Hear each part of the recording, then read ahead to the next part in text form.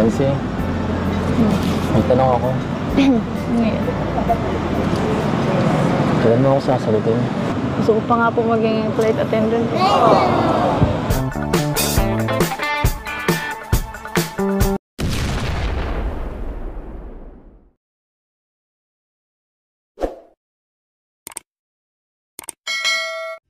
Nandiyan si Yancy. Beautiful girl, wherever you are, I knew when I saw you, you had opened the door. I just knew that I love again.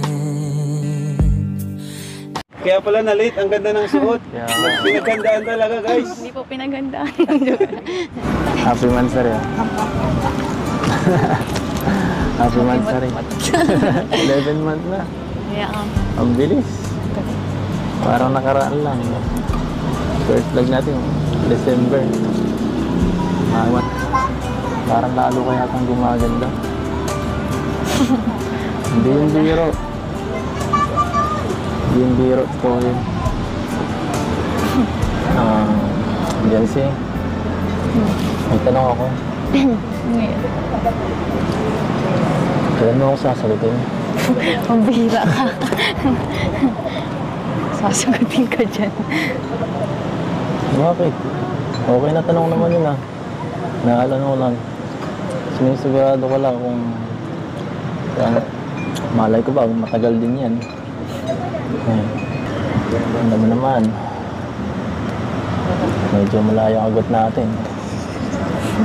Magti-30 na ako. Gabi, di naman nalata.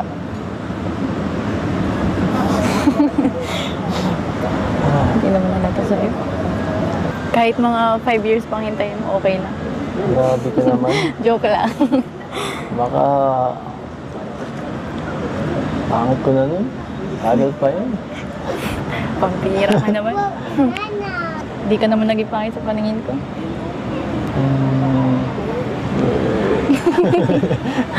Ano mo eh? Totoo yun. Kahit na. Alam mo, may mga bagay na dapat hindi pinaghihintay eh. Sasayang ka ng oras eh. Gusto ko pa nga po maging flight attendant.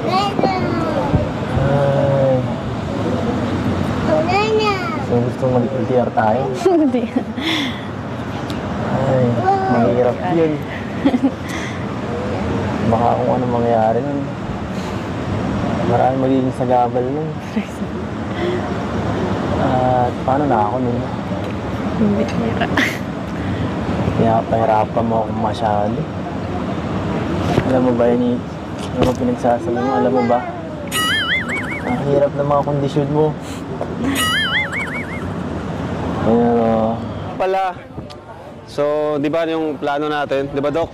Originally, plano natin ay ano, sa Japan baga dapat. Pero naisip namin kanina lang kung kakayanin natin sa Singapore. Kung papayag kayo. Oh, Singapore. Ano Doc, pwede? Okay na Singapore. Ikaw na nag-decide. Sige, tanungin natin. Oh, sige. Arap ka ba yan si dito para makita ng taong bayan ng yung magandang mukha? Oh, yan. Ano, Doc? So, okay lang ba sa Biancy? Di pa naman siya totally 100% sure. Pero syempre, marami rin kasi nag-request na mag-travel tayo sa anniversary nyo. And ang plano nga nila sa Batangas daw. Pero kung ma-travel ka rin sa ano, di ba? Doon na lang sa ibang bansa. Tama. 22, doon na tayo. Tapos mayroong isang grupo na magbibigay na kagad ng 100,000. Wow! Ngayon, i-announce ko na. Meron na kagad isang grupo. Singapore yan. Singapore, may isang grupo na magbibigay kagad ng 100,000 para sa pamasahe at pang-transit nyo doon. Grabe, guys. Hanapin pala dahil wala pa akong passport.